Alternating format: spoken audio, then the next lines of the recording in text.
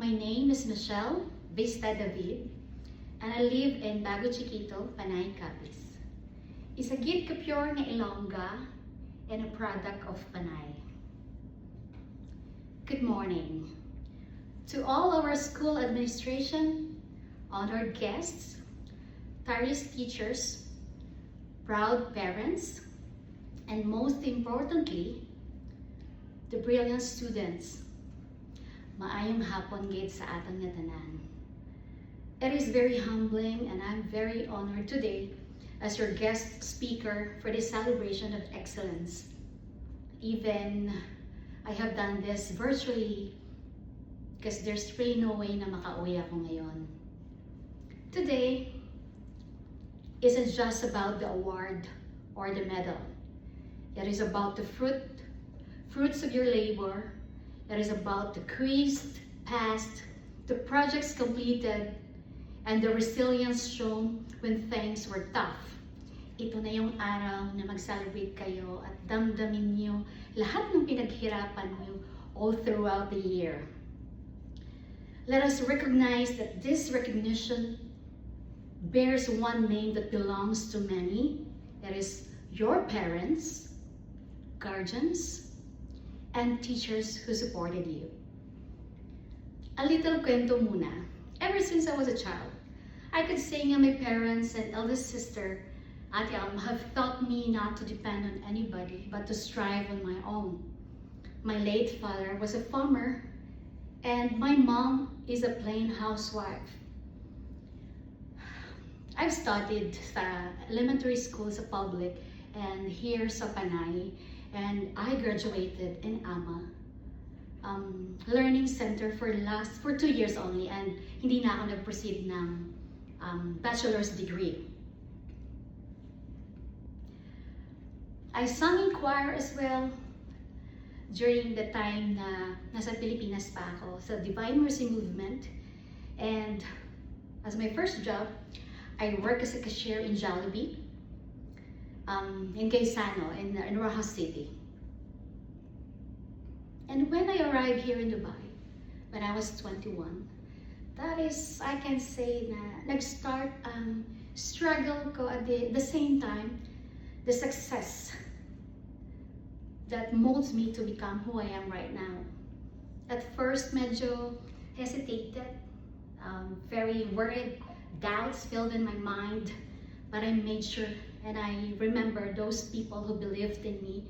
It was my family and God. And of course, the support of, again, over and over again, I honor all my teachers. God have gratefully given me a chance to have this life. And I gratefully accepted the opportunity as my first job as a telephone operator here in the hospitality industry. Hindi madali ang isang buhay ng OFW.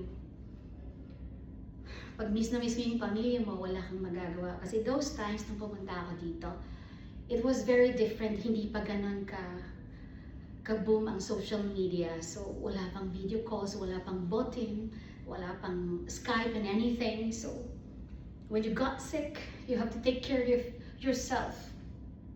And when you're hungry, you need to cook for yourself. But I stand strong, having courage and faith sa Panginoon. Nagsimula ako sa pinakamababa. Ang dami kong hirap na pinagdaanan. But what really pushed me through is yung anak ko po.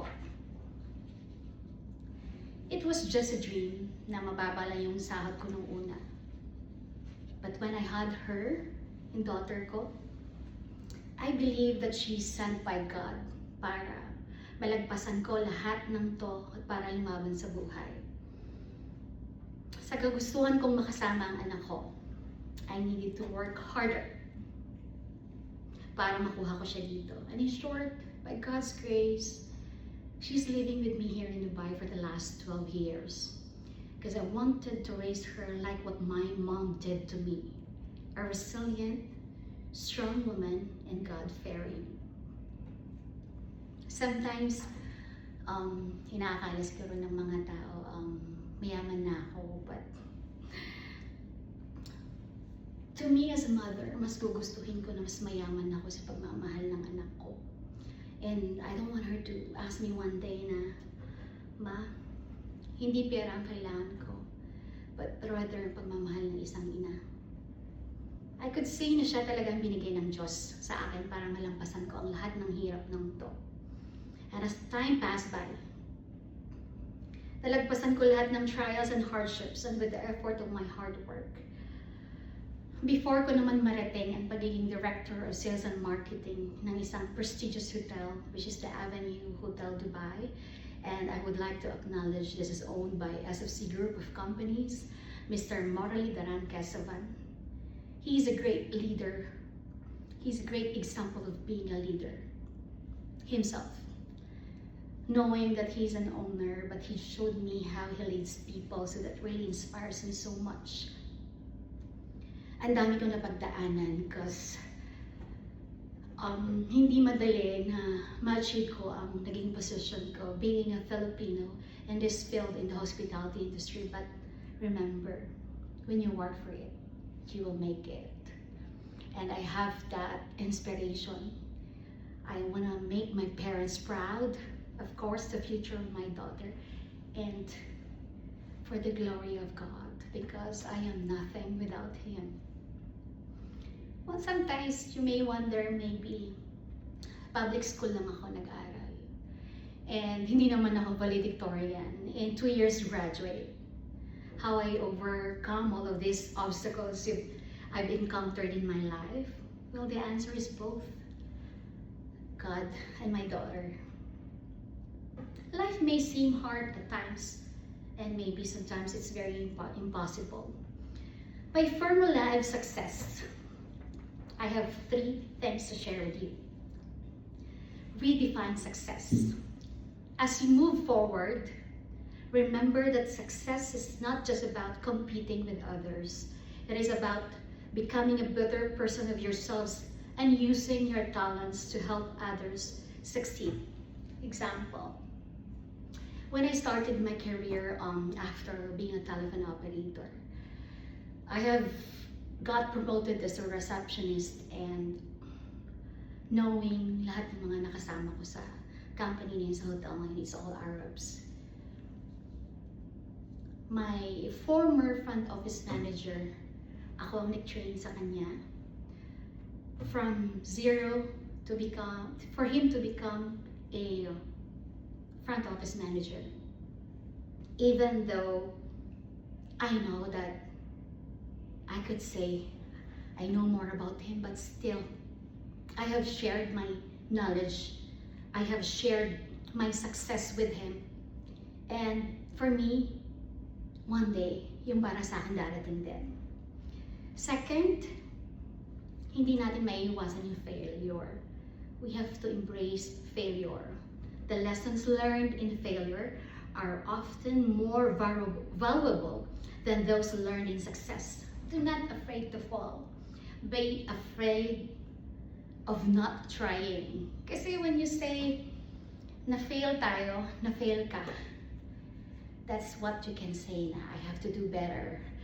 If I may remember, sa naging career ko, sa mga naging bosses ko noon, sa mga naging boss ko, when I make one mistake, I made sure na I'm learning from it, and I'm always accepting it with full gratitude na I could say sa sarili ko na next time, I'll make him proud that hindi na mangyayari to.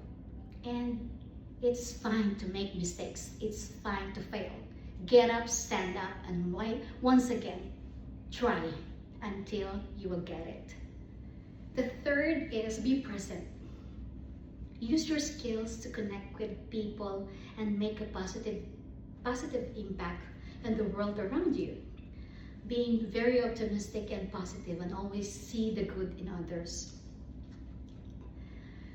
Find that goal and inspiration and reach the dreams with full faith and gratitude to the Lord. Students, your dedication proves you have what it takes to achieve greatness. My name is Michelle David. Students and Commissioner Luis Arasas National High School, I'm very grateful once again to my parents. I honor them so much. To all my teachers, special mention, Ma'am Christina, thank you so much for all the love, motivation, and appreciation. Kung nakaya ko ang success, naabot ko ang success na to bilang isang normal na mamamayan ng Panay ng Bago Chiquito, makakaya nyo din. Always find that goal and dream in your heart. Magtiwala kayo sa sarili nyo kasi walang imposible pag ginawa nyo yung best nyo palagi. A dream doesn't become reality unless you work for it. And as you can see, from a telephone operator, receptionist, supervisor, front office manager, sales executive, I have go through all of these positions bago ko narating yon because I have worked for it with all my heart and I don't own it. It belongs to the Lord once again. It takes so much of determination, of course, patience, perseverance, hard work, and trust yourself and have faith to the Lord Jesus Christ. Keep working hard and always remember, stay humble and keep chasing your dreams. Congratulations once again. This is Michelle David. Maraming salamat po.